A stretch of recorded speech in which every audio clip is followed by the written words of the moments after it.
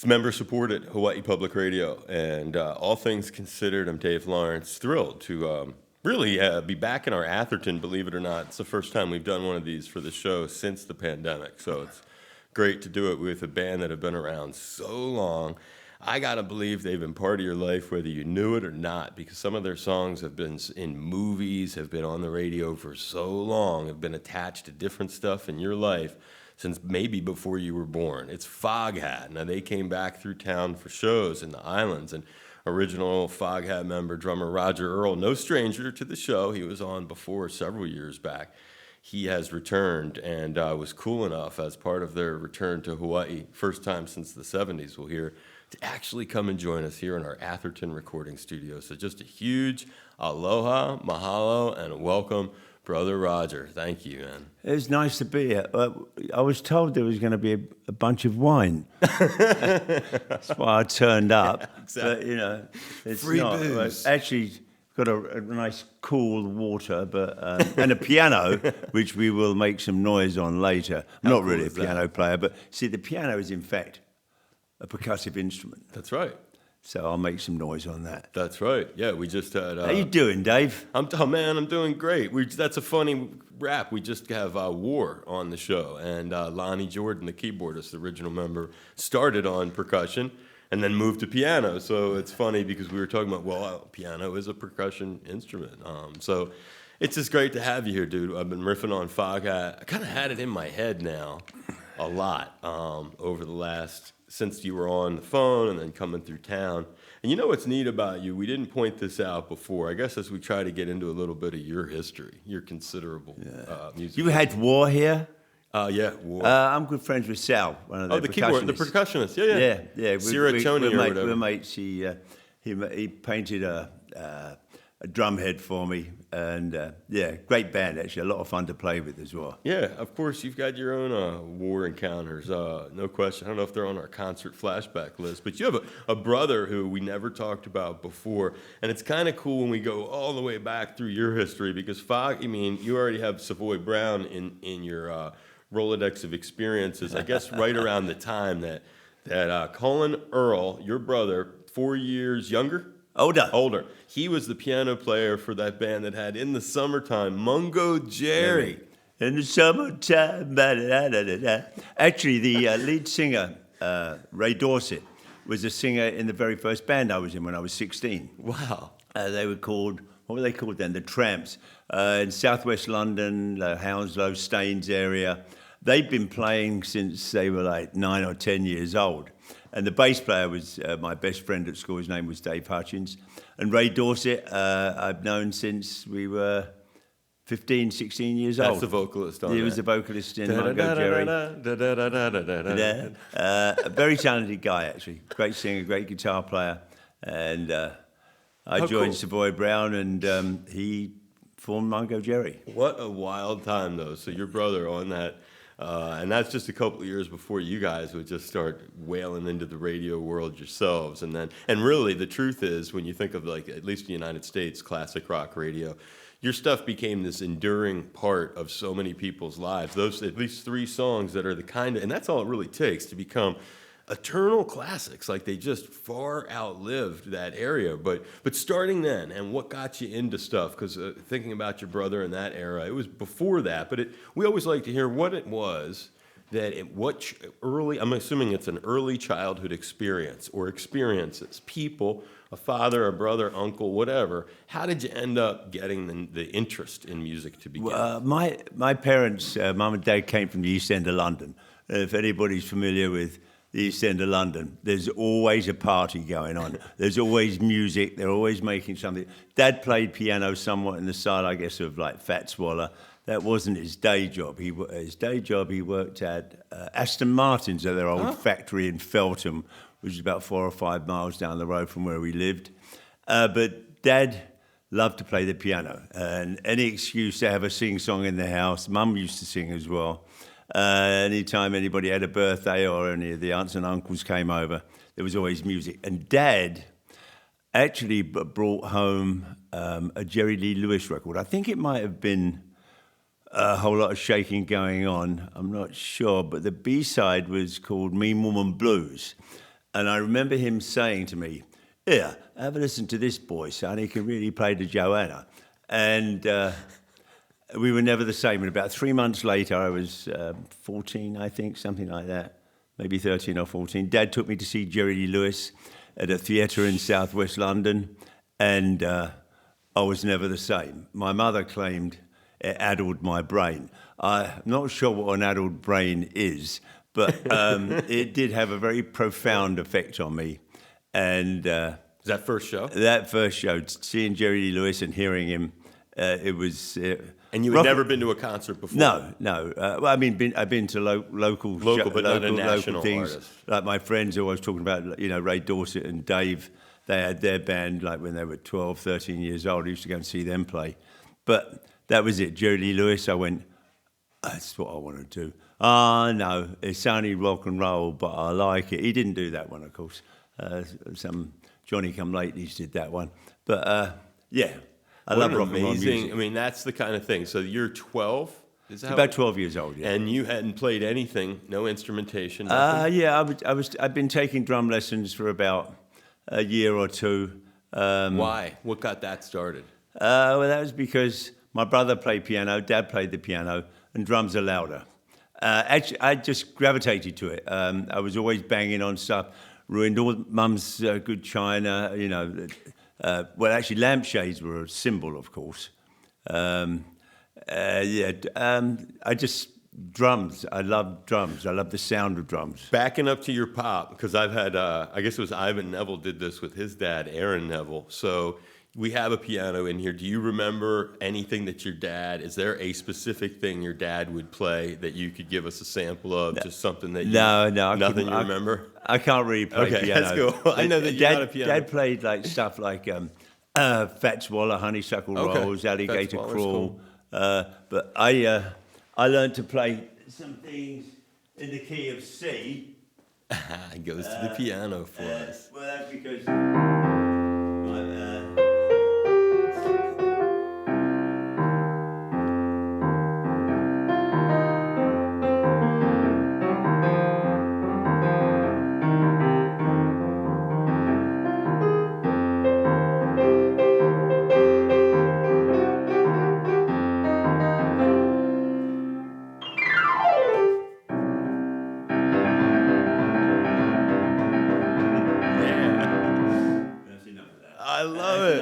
No, that's cool. That's some tasty little samples of where it all. That's the answer to the question. That shows where it was coming from. So that gets you inspired. Now, the other cool thing is, I don't think maybe we did the first time because you were on the phone a long time ago. But I actually played drums when I was a kid. I knew you were okay. There's an excuse there somewhere. And so I always like to ask people, I guess, on the drumming influences.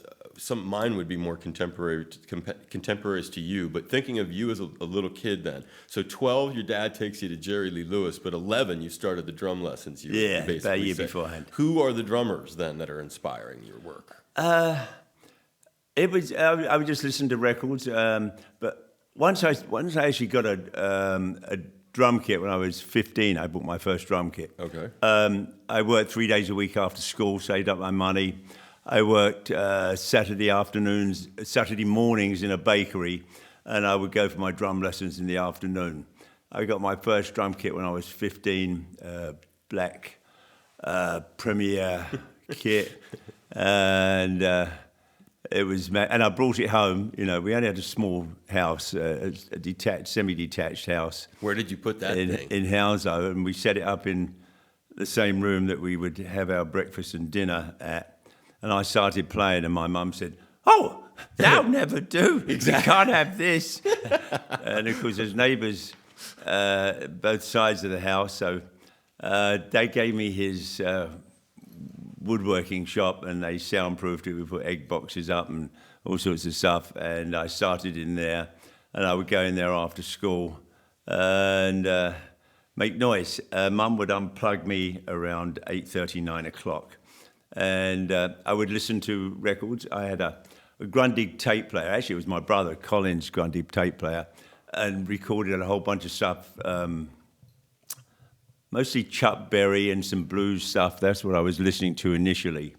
Actually, the first real record that moved me was Muddy Waters live at Newport, 1960. I think I bought it when I was 1961 or 62, somewhere around there.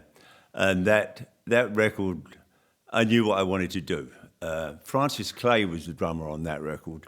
So it was that kind of music and not like the jazz or any drummers per Well, se. It was the most, blues that most you of really... the drummers that played like early Chuck Berry and all that stuff, they're Really all rock. jazz drummers. Sure. They could play that. If you can't play a shuffle, can't play in a blues band. Right. That and I listened to Little Richard's drummer. It was absolutely incredible. Earl Palmer. That was my early influences. I had. What about Clyde Stubblefield from James Yeah, Brown? and I had a record called Jazz at the Philharmonic with some fantastic like early jazz drummers, and like I loved it, but I was never ever going to be in that league.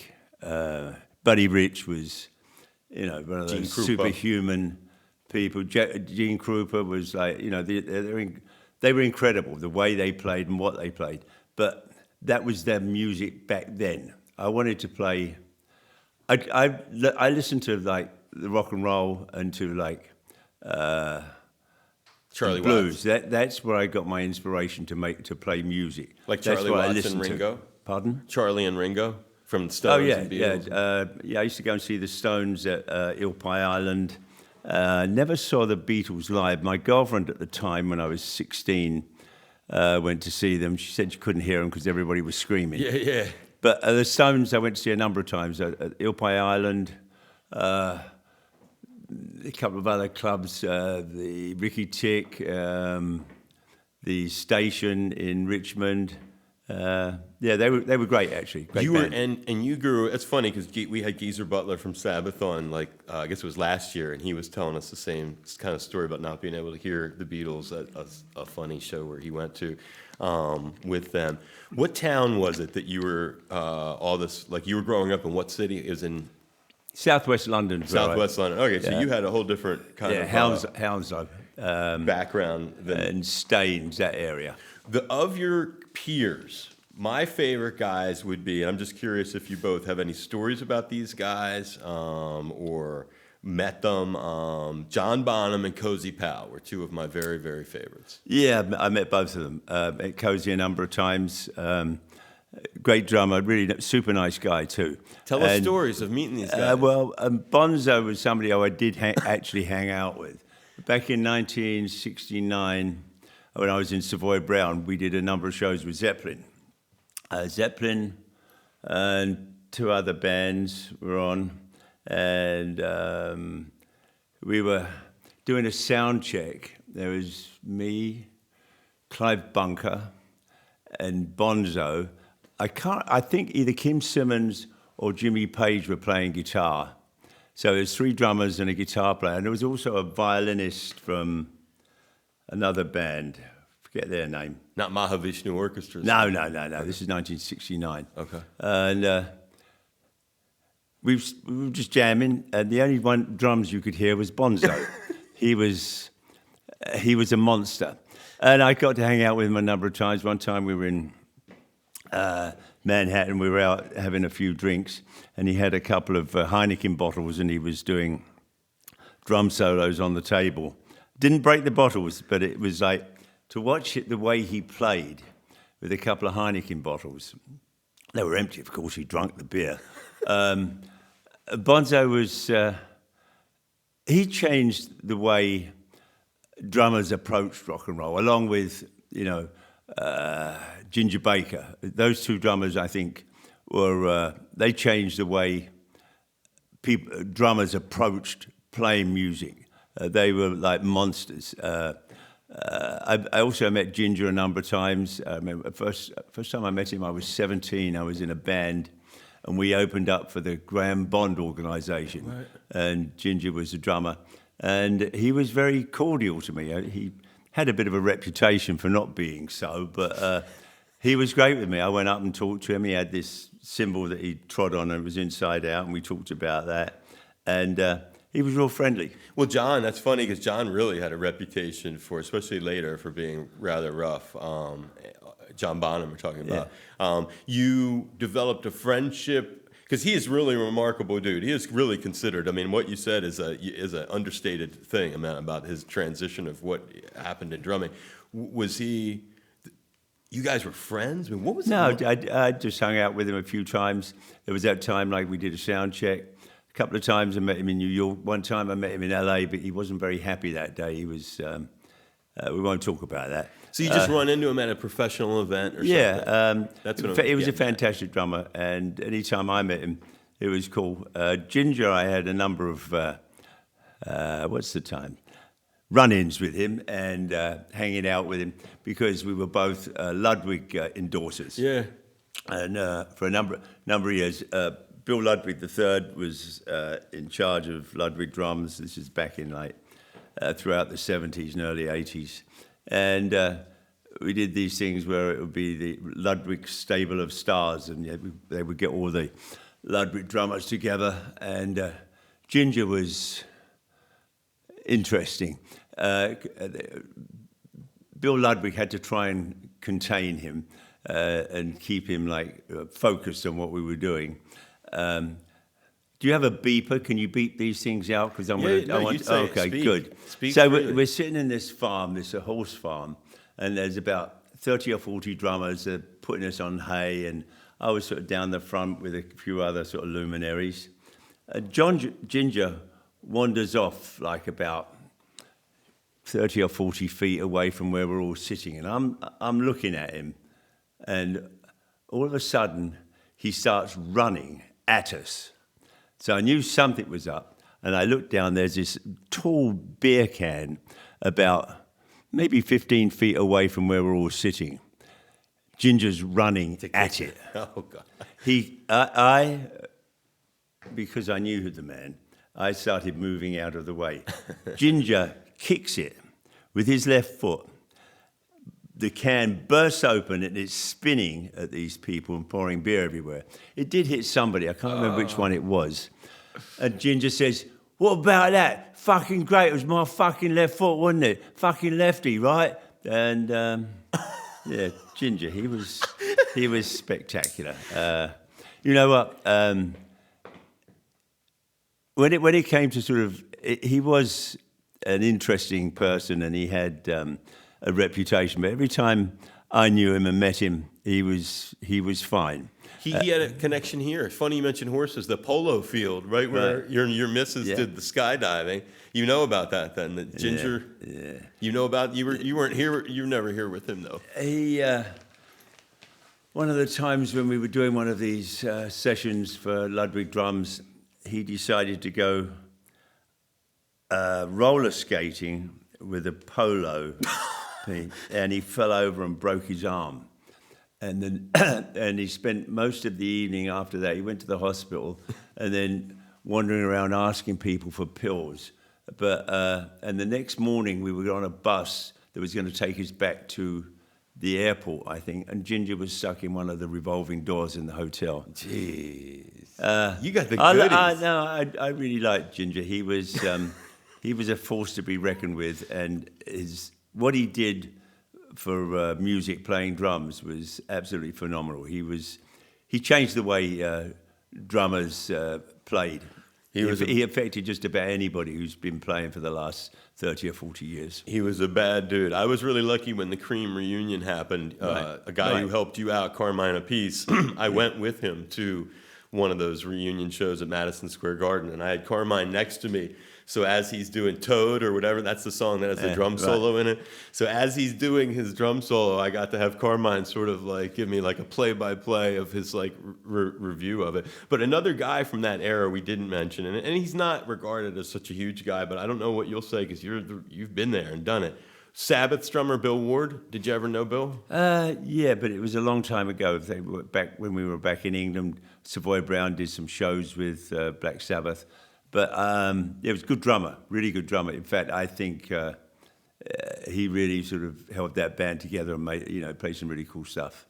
That's cool that you mentioned that. It's a good one to knock out before we hit this blues thing that I'm really curious about. So Sabbath, you did a few shows.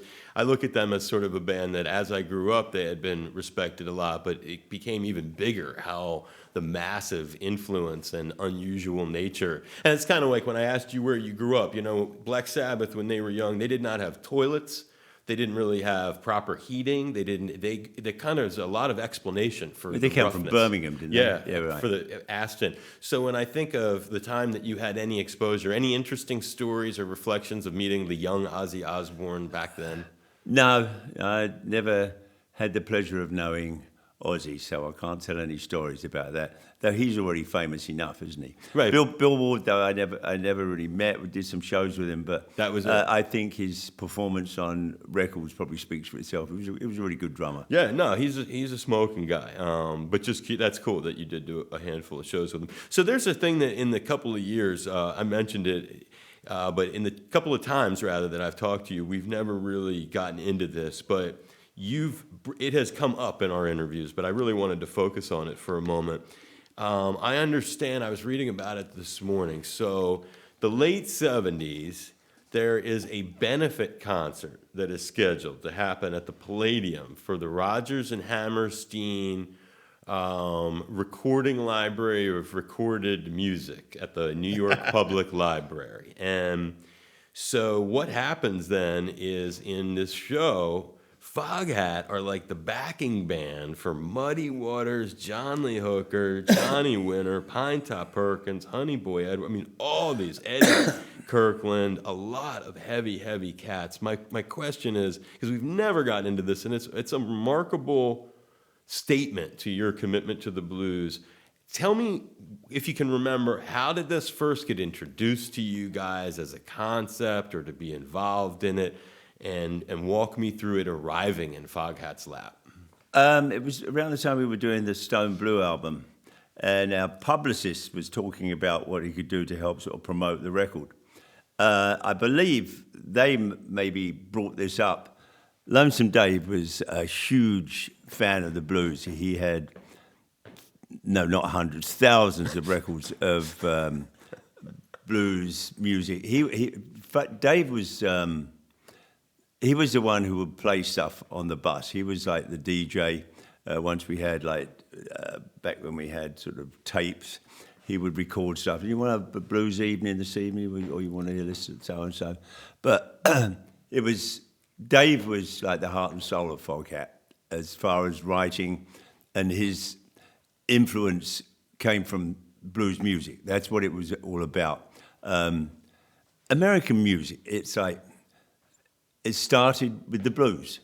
You know, they dragged the folks out of Africa.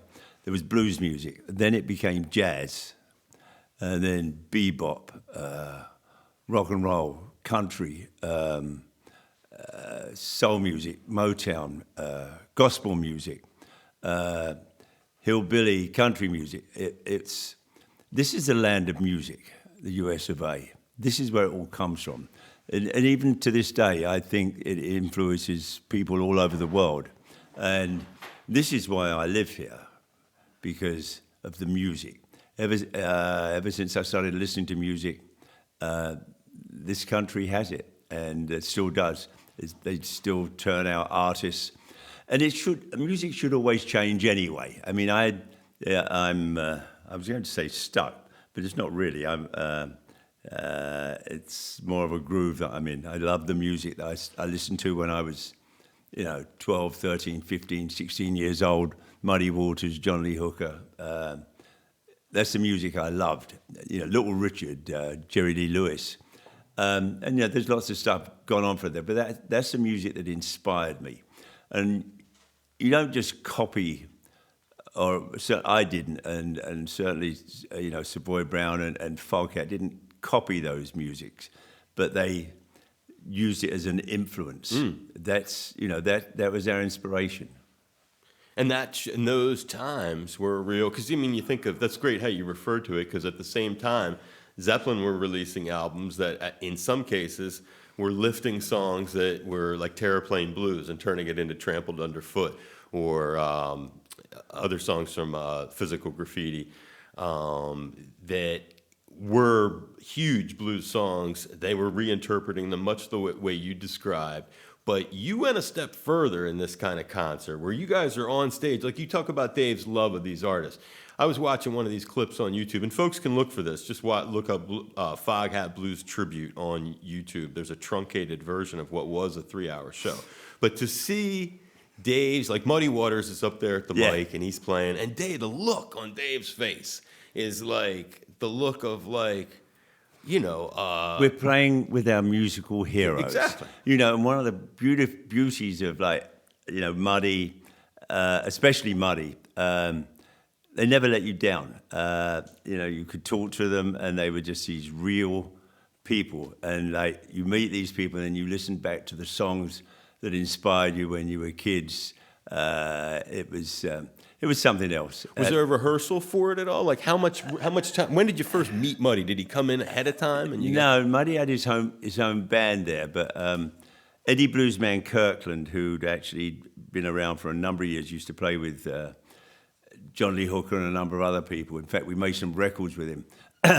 We came into the city to some of the rehearsals at some of the other bands, the other artists that were on, and the backup bands that they had weren't cutting it. And so Dave and I said, well, look, I think we talked to our manager and said, look, just tell the other band that they're not needed, and then we'll go and talk to, the other artists, and we'll be their backup band. You kind of muscled out the other backup band. Yeah, I mean, Interesting. they didn't have what you needed for this gig. We thought we did. Were you running the gig? Actually, it was very selfish. We just wanted to play with our musical heroes. Were you running it, though? You guys could call the shots. Yeah. Oh, yeah. We did everything. In fact, our manager, Linda, was in charge of organising everything there. Oh, another thing, I have to tell you this. It was my father's 1977, I believe it was. It was my father's 60th birthday. At this gig? At this gig. And I brought Mum and Dad over from England, and cool. Because I had more money than sense. Actually, my wife says if I had a dime, I'd have more money than sense. But I got them a really nice hotel in Park Lane, and of course they came to the show. There is their youngest son playing with his musical heroes. Now, of course, they knew who Muddy Waters was, because when I was like 15 or 16, when I bought Muddy Waters live at Newport, I wore it out. And they got to know it well. They got it. So we're backstage at one point, and I go, and Mum and Dad, come over here. Mr. Waters, this is my mum and dad. Mum and Dad, Mr. Muddy Waters. And they shook hands, and it's like, that was really cool. Wow. Yeah, it was. That is an electric moment. And John Lee Hooker, say any kind of cool, what about with Actually, I should let Linda tell you about John Lee Hooker. What did John Lee want? Come on, get in there. Linda, our manager. You can translate it for her. Well, Linda was backstage making sure that everything was working all right, and she went to John Lee and said, would you like something to eat? Because we had all this exotic food and like lots of wine and beer and cognac and whiskey and champagne. And apparently John Lee said, honey, all I want is a bologna sandwich. One of those big thick ones, a thin one. I love it, man. You can't. John Lee. You can't fake it. There would be no boogie if it wasn't for John Lee Hooker. That's what I'm saying, cuz. I mean, when people I encourage anyone, because I only got hip to this a few days ago, so I'm really coming to the party late, and I apologize. But when you watch this video, to see the smiles on your faces, especially Lonesome Dave, he's like a little kid at whatever holiday, and he just got given like the greatest gift. His eyes are so huge, the smile on his face. Well, one of the things, being a musician, and I've been fortunate with my career. I played with some great players over the years, and I don't think you ever, or certainly I haven't forgotten how to be a fan.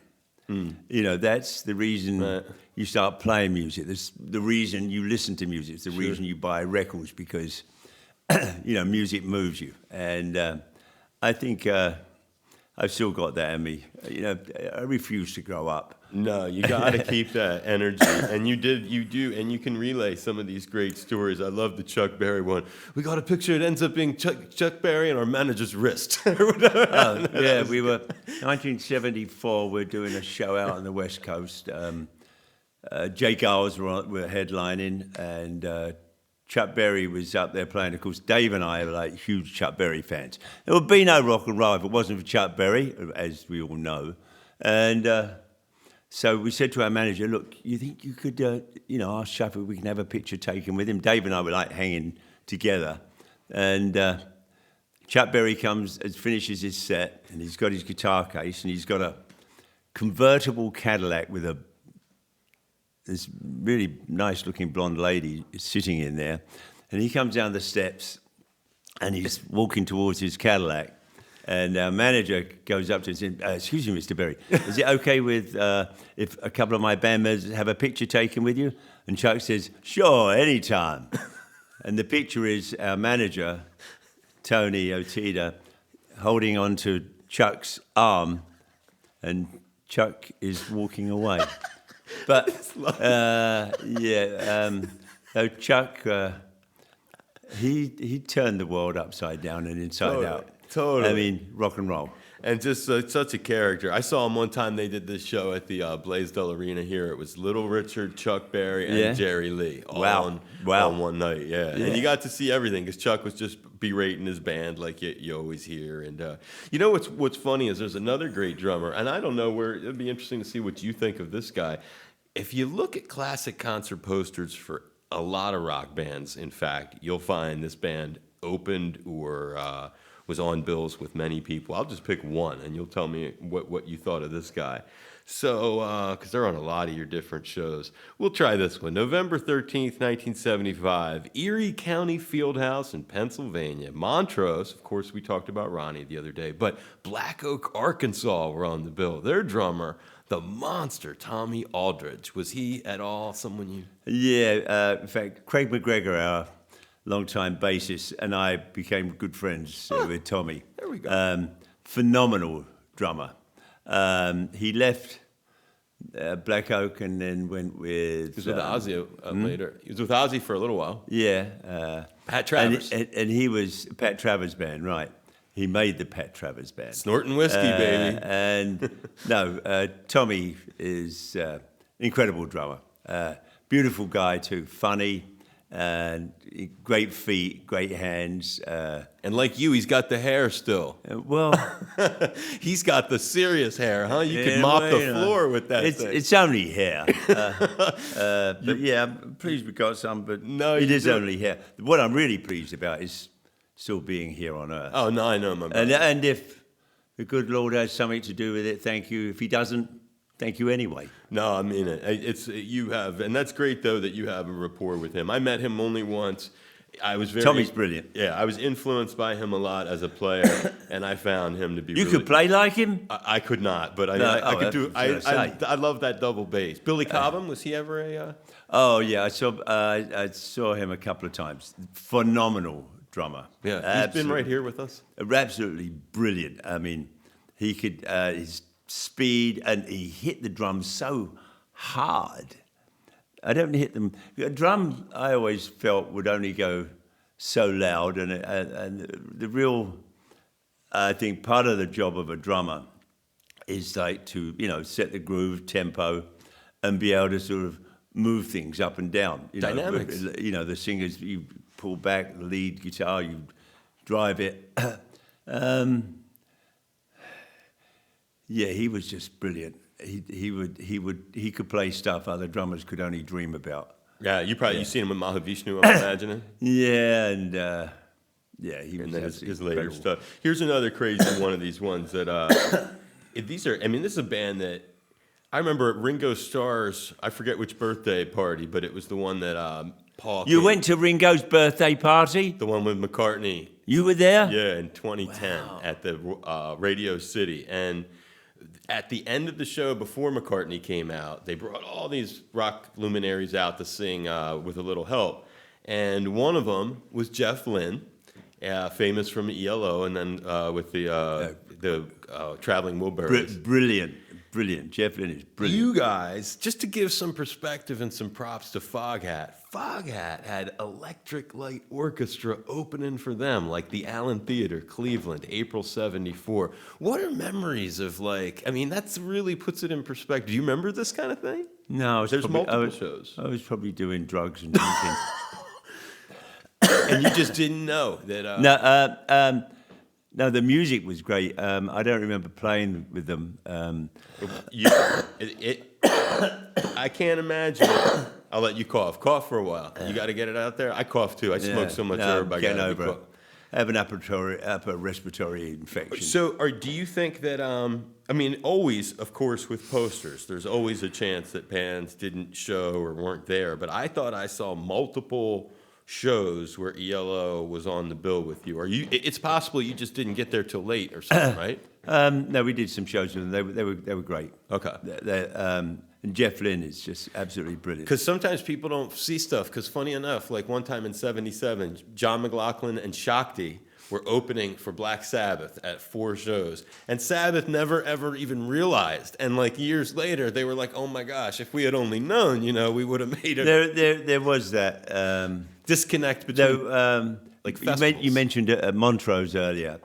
Ronnie. With Sammy in the band. Sure, Sammy Hagar, of course. Yeah, we did a number of shows with them, and that was a great band. They kicked our ass. We had, because they were opening up for us. We became good friends. That's what you said before. I remember one time, the band is in our dressing room, and Ronnie hadn't got there yet. And Ronnie's walking along, passes our dressing room, and he looks in, and there's his band in there hanging out with us. And so he comes in. I remember he was talking to Rod about guitars and stuff.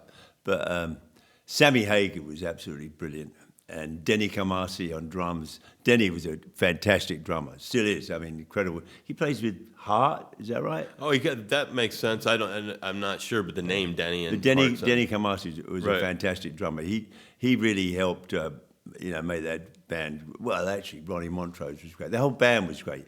They should have been real monsters. I don't think they got the credit that was due to them. Montrose. Bad Motor Scooter is a bad jam. Yeah. I could not agree more. You know what I never got last time when we were talking? So many gigs that you guys did at venues that the legendary promoter Bill Graham was doing, either Winterland or Oakland Stadium or stuff.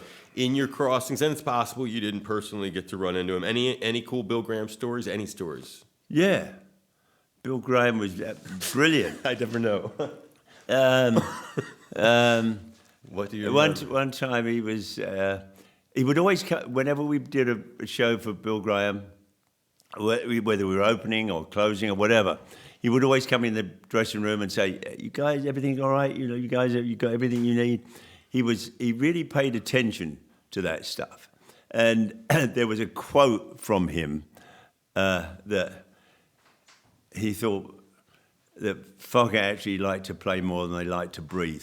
But is that what he said? Yeah. Now, Bill Graham was absolutely brilliant. One of the things I loved about doing shows with Bill Graham was you never knew who was going to be on the show, opening up for you or playing on the bill. We played with, blues players. One time, we had Buddy Rich's orchestra on the same show we did. Wow. The Voices of Harlem choir. He would put 3 or 4 different. That wouldn't happen. The today. Incongruity you're saying that Bill would offer. And Bill would put these incredible shows together. No, he epitomized, certainly as far as I'm concerned, a promoter. I mean, he put shows on, put shows together, and he made it work. Now, I got to meet him a number of times, just quickly, but I have a whole world of respect for the man. He was brilliant. He was something special. Yeah, you got to be on many, many, many shows with him, and that he produced. So it's very humbling too. Bill has, in my career I've done this for 34 years, and I've had so many stories about this guy. I remember doing some shows with Bill, and Humble Pie were on. Yeah. We did a bunch of dates with Humble Pie. Yep, you definitely. And this is 72, 73, one of our early tours, and Humble Pie were just brilliant. And we become real good friends with Stevie Marriott, but Dave and I especially used to hang out with him. But at the beginning, we were having problems. It was with their road crew. For some reason, they didn't want to give us time to do a sound check. There were issues with like using the lights, issues with the monitors. It was like it just wasn't. Anyway, we had a word with our manager at the time, and he went in and had a word with Stevie Marriott and said, "Look, your crew's giving the band a hard time. We just want to have a good show, and they're giving us a hard time about this." So little Stevie comes out on stage during we're setting up to do a sound check. He says, "Give fucking Foghat whatever the fucking Foghat want, and stop fucking with fucking Foghat, all right?" I love Stevie. Stevie Marriott was just like this bundle of dynamite, and they were probably one of my favourite bands to ever perform with. They were just an incredible band. Nobody played like Humble Pie, and Stevie was just this monster singer and great guitar player as well. And we used to hang out a lot, especially after shows. I could never quite keep up with Stevie. A couple of times I fell asleep under his coffee table. So Roger's fucking getting one with the carpet, isn't he? Was it more hanging out with him after Peter left the band and Clem was in the group? Yeah. And great band. 73. One of those shows might have been at the Selland Arena. It was Humble Pie, ELO, and Foghat on one. You talk about an eclectic bill. Now here's an interesting one. When you mentioned some odd things. Long Island Arena, October 13th. Maybe Linda would remember this. This is 1972. James Gang, Dr. John, and Foghat. I know. I don't expect you to remember all of them, but do you ever remember Dr. John on the same bill with you guys? Not on the same bill, but I went to see him a number of times down in New Orleans. Yeah. Went to a couple of shows down there. And I remember seeing him perform. I don't remember him playing with us. No, yeah, well, he was just on the, he was an opening act. I mean, sometimes like the same with Sabbath, and Geezer really explained it well. He's like, imagine, it's a festival show. There's 7 bands there, right? He's like, if I want to come early and I see a band, I'm going to have to stay there all day. I'm going to be worn out. Then Sabbath's got to play, and I'm not going to be in my right space. So I get why people wouldn't show. Like, here's another goofy one. March 1978, Assembly Center, Tulsa, Oklahoma. Foghat are headlining. BTO are opening, and Judas Priest are opening for that. Yeah, I remember playing with Judas Priest. Actually, they were always really great band. Yeah, Rob's a nice guy. Yeah, great band. They always sounded great. In fact, I saw them a few years ago. We had a record out called Earl and the Agitators that we put together. And we were doing some mixing in Detroit at a friend's studio there. And the studio owner said, "I've got tickets to go and see." And I said, "Yeah, well, I haven't seen them in years." To see Priest? Yeah, Saxon were opening up for them, and they were great. They sounded great, and they played great. Saxon was great too. Biff, is he still in the band? They were very loud. That shouldn't be something that a drummer in a rock and roll band says, right? But they were very loud. Both bands were fantastic. They played great. Priest were terrific, and I was really impressed with the way Saxon played. Both drummers in both bands were fantastic. Is that guy Biff? Is that his name? He's still in the band? Don't know. Don't know. I hear it, but I remember that from being a kid. These kinds of things back then, when you reflect on the kinds of experiences that you've gotten to have, are there and the thing is, you've kind of kept this alive for a very, very, very long time. Did you ever imagine, was there a point when you thought at all, like, I'm not going to keep doing this, I'm going to do something else? There was some downtime a few times. Dave moved back to London in '83, and so, in fact, he didn't even tell me he was moving. He left the band, moved back to London. I went, all right. Wow. Then we had a meeting about 2 weeks later, and I think he left in '84. And I was sort of wandering around, wondering what to do. So we had Eric Cartwright, was the guitar player in Foghat, and Craig McGregor. We put a band together, had a keyboard player, then we got another lead guitar player and singer. We went out as the Knee Tremblers, but we were playing a bunch of Foghat songs, and they were advertising it as Foghat. And also around that time, in between, I played in a band up in New England called the New England Jam Band. Right. That was a lot of fun. Dude from Boston was in that. Yeah. Fran. Yeah, Fran Sheehan, the bass player. That was a lot of fun. I played in that band. And reflection on some of these some of these guys that we've recently lost too, not that long ago through the years. Was there times that Foghat, because Foghat very heavy, but also Foghat so bluesy, such an organic blues sound. Were you ever on the bill with the Grateful Dead? I don't have any. Yes. Oh, you were. But early days with Europe? Bill Graham. We did some shows with them. The Fillmore East, Fillmore West. Here in the States. I was never a big. I listened to them, and in fact, I remember one time at the Fillmore East, we were on the same bill. That wasn't in Foghat. That was Savoy Brown, and the Dead, and the Dead, and they were playing, and I didn't get it. But having said that, they were obviously monsters because there was millions and millions of Dead fans, Deadheads. They were interesting, weren't they?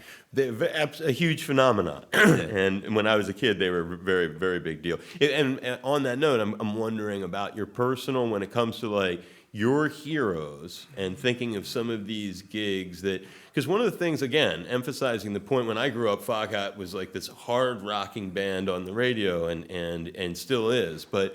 Then only more, and you and I have talked about the connection to the blues and the actual blues cats. You told me some Willie Dixon stories a long time ago. Right. But when one watches this blues tribute video and you realize what's going on with something like that, you mentioned it, you're playing with heroes. So at this point in your career, you've probably done the biggest hero jams you're ever going to do. If you were to look back and think of the most humbling sort of, doesn't have to be playing, could just be meeting, could just be hanging with them. Could be they teach you something. Could be any kind of hero encounter with one of these cats that maybe I mentioned, but maybe I haven't. That really is a highlight in your life. Maybe there are a few. You don't have to have just one. Willie Dixon. Meeting Willie Dixon was a real highlight. I've told this story many times. Please tell this again. Because it's the truth. It reaches you. We were doing 3 nights in the amphitheater in Chicago. And first night, Willie Dixon's daughter comes down. Now, we just had the live album out, 1977, and the single off of the live album was I Just Want to Make Love to You. And of course, it was a hit single off of our very first album in 71, 72. So the second night, his daughter comes down and brings her brother, Butch. And so, we treat them like the prince and princess that we view them to be. And I guess we got a good report because the third night we played there, Willie Dixon came down. And it was like, I've got a picture in our studio down in Florida of us like, with these big shit-eating grins on our faces, like standing next to Willie Dixon. Beautiful man, and he was gracious and funny and anyway, he invited us over to his house. Well, we couldn't go that night because we were leaving the next morning, and we said we came back about 6 months later, and we went over to the house on the south side. Whole band? Yeah, no, just me, Dave, and Rod. Craig wasn't there, and we had dinner, and we were up until about 3 or 4 in the morning, and Willie would send one of his kids up to the loft in his house and bring down the 78s, and I remember Dave and Rod would hold this slabs of plastic and go, wow. And Willie was beautiful. He would tell us stories about, all the songs he'd written, sessions and stuff. And that, later on, what was it, a couple of years back, I think, about 2 years ago, we went to Willie's Blues Foundation in Chicago, where his original studio was, the Chess Studios. Right. And we'd have a private tour around the place. And at one point, I'm standing in there, and there's, what was her name? Janice. No, Willie's daughter. His daughter, Janice. Janice. Anyway, there's this rather beautiful woman. I guess she's about 25, maybe, and she's looking at me like she knows me. And I would remember somebody this attractive. I'm going, no. And apparently this was Willie's daughter. When we were over there at their house having dinner, Oh, wow. she was 8 years old, and she helped serve us. That's why I didn't recognize her, because she was 8 then. Right. And she told me this story. She said, at the time, my mum said, "What do white people eat?" And well, Dave was a vegetarian, and I like all food. I love to eat, but it was a beautiful night. That night, it will stay with me forever. Meeting Willie and hanging out with his family, and Butch, and it was something else. And Coco Taylor turned up that night, just came in and said hello. At his house. Johnny Guitar Watson, I think, turned up and came in and said hello. Because Willie was sort of like, he was a king. Yeah, right. He was. People would come and say hello, In pay the court homage. of the... Right. And he was really a beautiful guy, really cool. I mean, he was big too, like 6'6", something like that. And he always had this like brilliant smile. And, without people like Willie Dixon, there would be no rock and roll. And the food, who was his family cooking it, or? Yeah, Willie's wife at the time did all the cooking. Man, I can't even, hey, that's what I'm talking about. That's a real down. And we were on, it was, that was, like from 3 guys from South London. All of a sudden they're in the house of one of their musical heroes and having dinner with him and his family. Yeah, it was something else. I'll take that with me to the grave.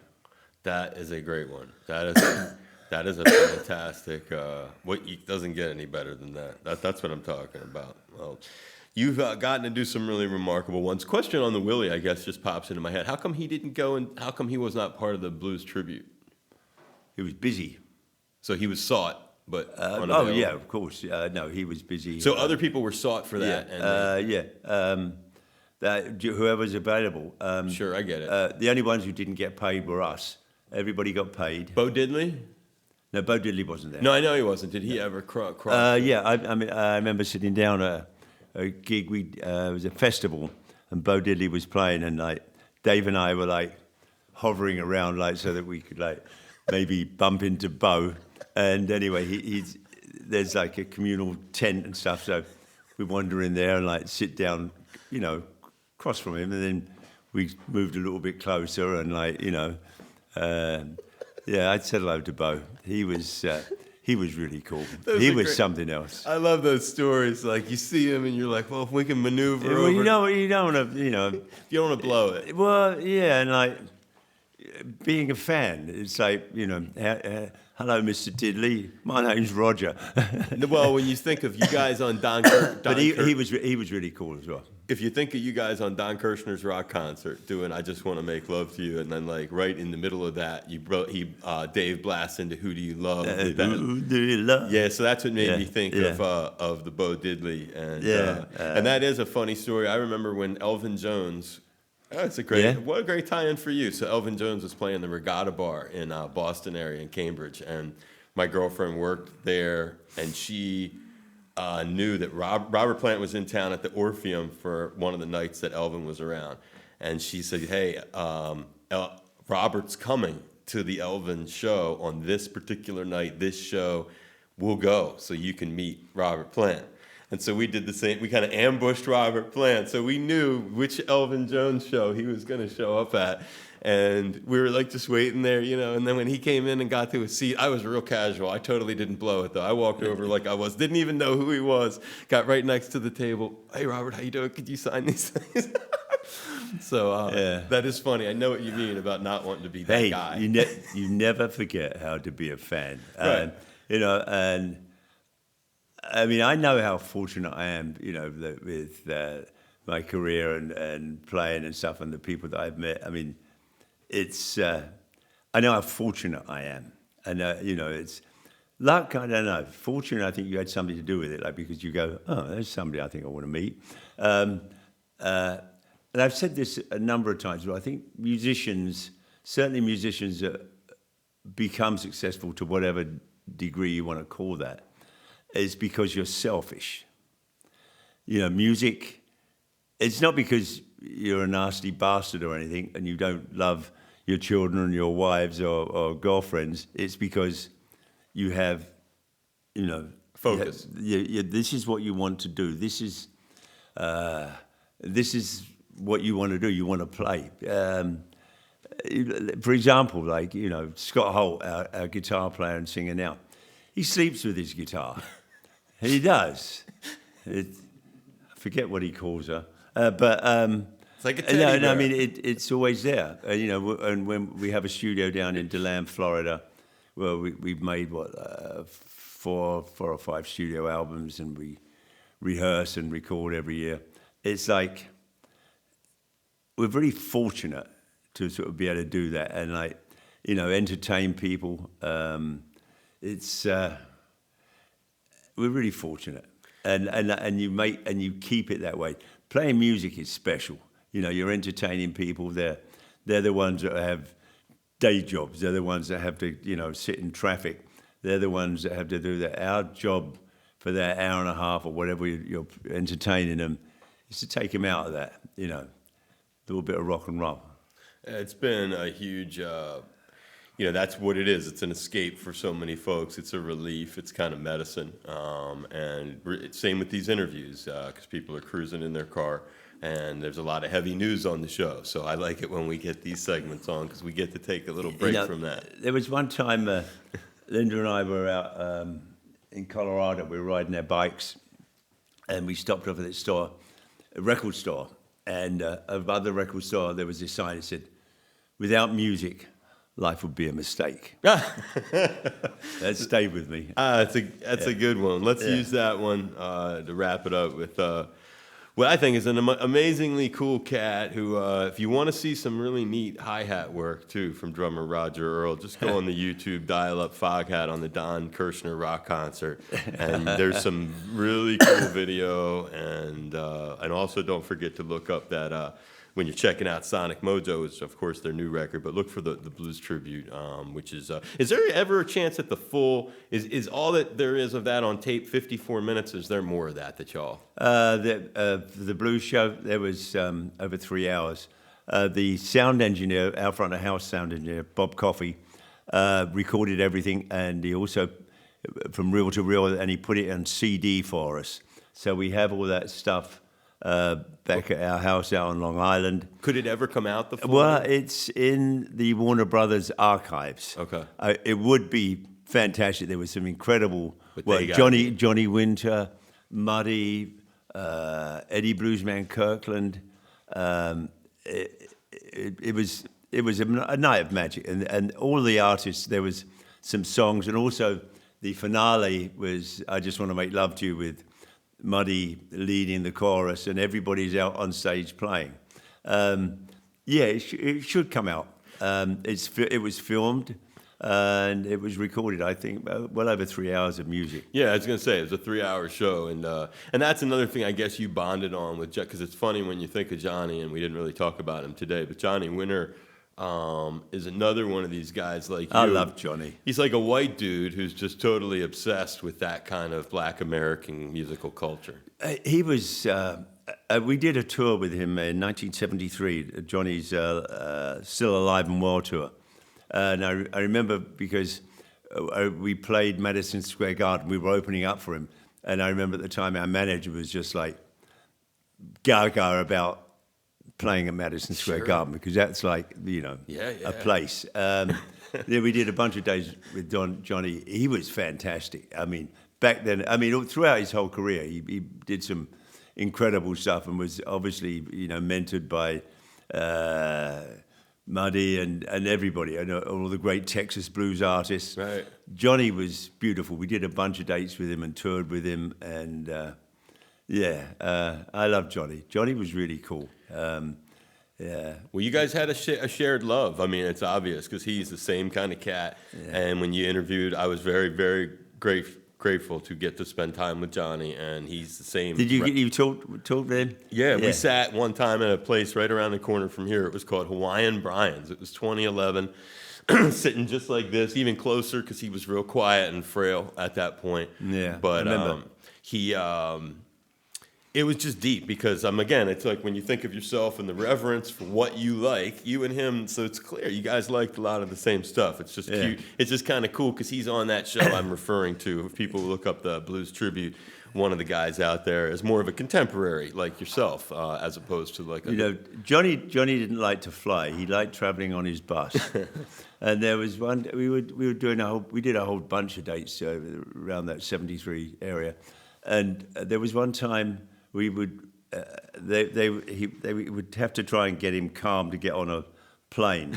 But I remember one story of Johnny getting on the plane, falling asleep and waking up and standing up in his seat and saying, "What are these motherfuckers doing on my bus?" You do a good Johnny voice. He was beautiful. So was his brother Edgar. Actually, Edgar played on the Night Shift album with us. He played keyboards, did some harmonies, and helped out with some of the arrangements. He's a beautiful guy. Edgar he's special. You crossed paths with all of them. Rick Derringer, you had all these dudes on your show. Or on your life at different points. So, well, it's fun. It's the great Roger Earl. It's Foghat, and a great kind of thing to get to do around the holidays, to get to air this with you, my brother. And I'm really hoping that it's the beginning of more times for y'all to come back to Hawaii. But in any event, I love it. Baptized in muddy waters. Baptized in muddy waters. It really is. I hope you have fun. Thank you so much for being willing to come. No, thank you, Dave. It's beautiful here. I'm glad. Hold on.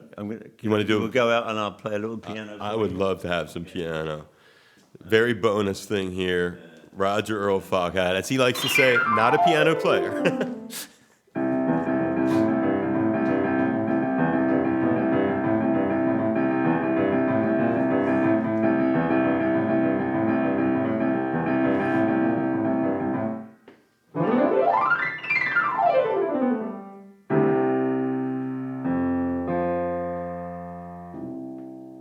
That's it.